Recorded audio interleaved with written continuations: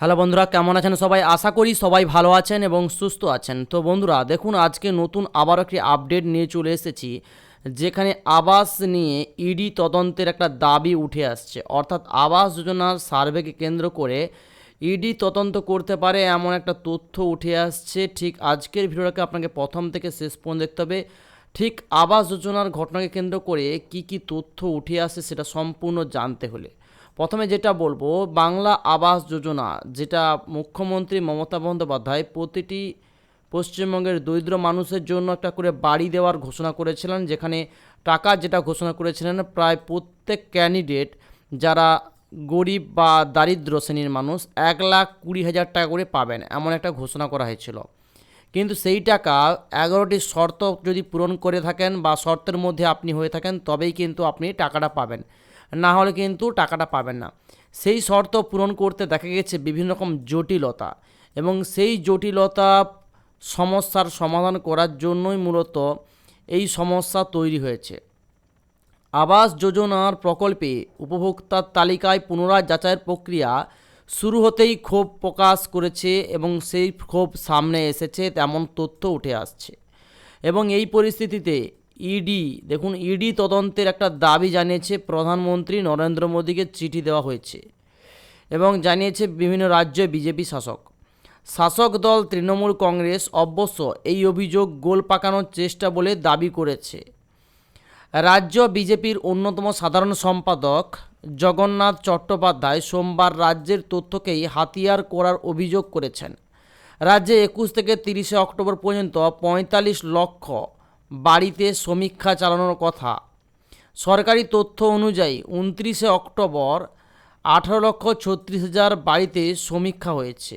18,36,000 বাড়িতে কিন্তু সমীক্ষা অলরেডি হয়েছে, যার মধ্যে 4,18,000 অযোগ্য। এইটা কিন্তু অযোগ্য বাড়ি, 4,18,000। এই হিসেব ঠিক হলে 45 লক্ষ বাড়িতে প্রায় 10,24,000 অযোগ্য হতে পারে।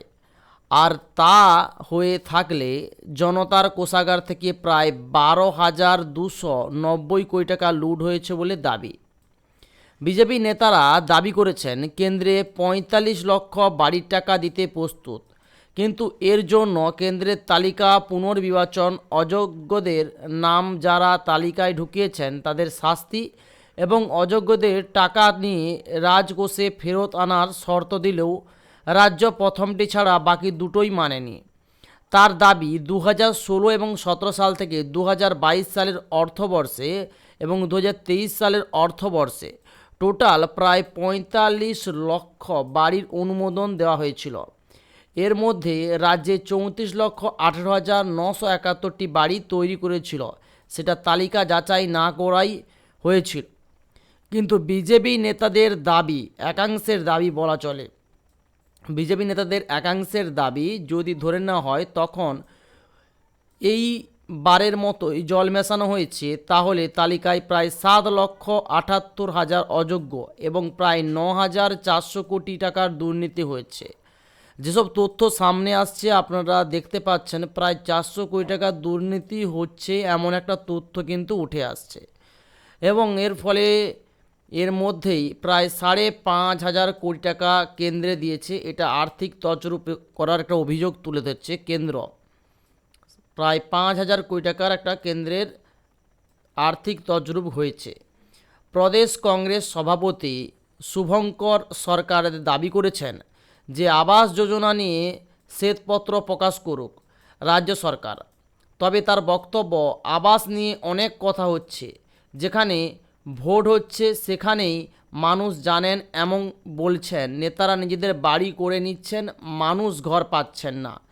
কিন্তু জিনিসপত্রের দাম বৃদ্ধির বিষয় থেকে নজর ঘুরে যাচ্ছে রাজনৈতিক শিবিরে। অবশ্যই প্রশ্ন উঠছে, প্রয়োজনীয় জিনিসপত্রের দাম বৃদ্ধি হয়েছে বলে কি আবাস দুর্নীতি নিয়ে আলোচনা হবে না? বিরোধীদের অভিযোগ উড়িয়ে তৃণমূল নেতা কুণাল ঘোষের বক্তব্য, রাজ্যের টাকাতেই আবাস প্রকল্প রূপায়ণের পরিকল্পনা করেছেন মুখ্যমন্ত্রী মমতা বন্দ্যোপাধ্যায়। অর্থাৎ কেন্দ্রের টাকার প্রয়োজন নেই এমন তথ্য উঠে আসছে, যেখানে মুখ্যমন্ত্রী মমতা বন্দ্যোপাধ্যায় রাজ্যের টাকা থেকেই প্রতিটি পরিবার যারা গরিব শ্রেণীর মানুষ তাদেরকে কিন্তু বাড়ি দেওয়ার একটা ঘোষণা করেছেন এবং সেই তথ্য অনুযায়ী তারা কিন্তু বাড়ি তৈরির কাজ অলরেডি চালু করে দিয়েছে সমীক্ষা। তাতেই দিশারা হয়ে যাচ্ছে এবং গোল পাকানোর চেষ্টা করেছেন বিজেপি নেতারা, এমন একটা তথ্য উঠে আসছে এবং তারা কিন্তু পারবেন না এমনও তথ্য তৃণমূল নেতা বা তৃণমূল কর্মীরা বলছেন। দেখুন বন্ধুরা, তাহলে এখানে দেখতে পাচ্ছেন টাকার হিসেব অনুযায়ী অনেক টাকার কিন্তু একটা গণ্ডগোলের হিসাব উঠে আসছে। হিসেব অনুযায়ী প্রায় ৪৫ লক্ষ বাড়িতে ১০,২৪,০০০, যার মধ্যে ৪,১৮,০০০ অযোগ্য বাড়ি তৈরি হয়েছে এমনও কিন্তু তথ্য উঠে আসছে। তো এখানে টোটাল ৩০ অক্টোবর পর্যন্ত ৪৫ লক্ষ বাড়িতে কিন্তু সমীক্ষা চালানোর কথা, অর্থাৎ ৩০ অক্টোবর পর্যন্ত কিন্তু সমীক্ষা অনুযায়ী প্রায় ৪৫ লক্ষ বাড়ি পাওয়ার কথা। ২১ থেকে ৩০ অক্টোবর সার্ভে চলছে, সেই সার্ভে অনুযায়ী এটা হিসাব এবং এটাকে কেন্দ্র করে বিভিন্ন জায়গায় চিঠি গিয়েছে এবং সেই চিঠি অনুযায়ী এখানে হিসাব উঠে আসছে। যে হিসাব অনুযায়ী তাদের দাবি যে 2016-17 থেকে 2022-23 অর্থবর্ষ কেন্দ্র প্রায় ৪৫ লক্ষ বাড়ির অনুমোদন দিয়েছিলেন। এর মধ্যে রাজ্যে প্রায় ৩৪,18,971টি বাড়ি তৈরি করলেও সেটা তালিকা যাচাই না করেই হয়েছিল। তথ্য কিন্তু খুব পরিষ্কার এবং সামনে চলে এসছে, অযোগ্যরা কিন্তু বাড়ি পাবেন না, এটা তথ্য অনুযায়ী এটা বোঝা যাচ্ছে, অর্থাৎ অযোগ্যদের কিন্তু বাড়ি দেওয়া চলবে না। আর বন্ধুরা, আপনাদের কমেন্টস করে জানান আপনাদের মতামত কী। কিন্তু এখানে ইডি তদন্ত হলেও আবাস যোজনা নিয়ে যেটা কেন্দ্র সরকার টাকা দিবেন ভাবছেন, রাজ্যে বর্তমানে মুখ্যমন্ত্রী মমতা বন্দ্যোপাধ্যায় তার যে 11টি শর্ত পূরণ হলে বাড়ি পাবেন এমন তথ্য উঠে আসছে। সেই তথ্যগুলির মধ্যে আমি জাস্ট স্টেপ বাই স্টেপ দেখিয়ে দিচ্ছি। এখানে তথ্য অনুযায়ী যেটা বলা হয়েছে, বাংলা আবাস যোজনা পেতে চাইলে উপভোক্তাদের নামে অবশ্যই এই 11টি শর্ত পালন করতে হবে, তবেই তারা 1,20,000 টাকা কিন্তু পাবেন, না হলে কিন্তু পাবেন না। রাজ্য সরকারের জন্য মূলত এটা একটা খুশির খবর, কারণ এক ধাক্কায় অনেক টাকাই তারা পাচ্ছে। 1,20,000 টাকা বাড়ি তৈরির জন্য মুখ্যমন্ত্রী মমতা বন্দ্যোপাধ্যায় দিচ্ছে। সেটা কবে? ডিসেম্বরে দিচ্ছে। ডিসেম্বর মাসে আবাস যোজনা বাড়ি তৈরির টাকা দেবে রাজ্য, অর্থাৎ এখানে কেন্দ্র কিন্তু কোনো রকম টাকা দিচ্ছে না, শুধুমাত্র মুখ্যমন্ত্রী মমতা বন্দ্যোপাধ্যায় দিচ্ছেন রাজ্যের তরফ থেকে, এমনই তথ্য বা পত্রিকায় উঠে আসছে। তার আগে তালিকায় নামে থাকা সম্ভাব্য উপভোক্তাদের বর্তমান পরিস্থিতি সমীক্ষা করে যাচাই করে দেখতে বলেছে নবান্ন, এবং প্রাথমিক তালিকা থেকে যাদের নাম বাদ পড়েছে তাদের আবেদন কিন্তু পুনরায় বা পুনর্নির্বাচন করতে হবে। এর জন্য মূলত 11টা শর্ত মানতে হবে, নাহলে কিন্তু বাতিল হবে আপনার আবেদন। জানা গেছে প্রায় নাম বাদ পর্ব যে চালু হয়েছে তাতে প্রায় 4,18,445 জনের নাম কিন্তু বাদ চলে গেছে।